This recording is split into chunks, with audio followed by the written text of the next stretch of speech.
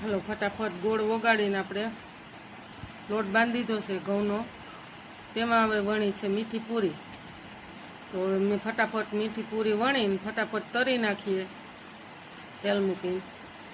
ફટાફટ તરાઈ જાય એટલે હમણાં ભરી દઈ ટોપ. તો બધા આવી જાવ મિત્રો આપણા આઈટમ કરવા. જો મીઠી પૂરી બની ગઈ છે. સાથે તરશું મરચાં. તો જો આપણી પૂરી મસ્ત તરાઈ ગઈ છે.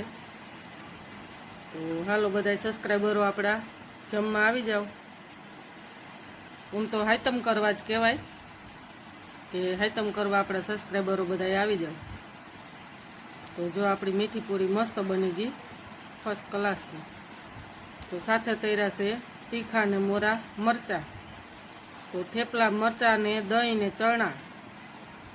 તો કાલે સાતમમાં એ આવશે, પણ આપણા સબસ્ક્રાઈબર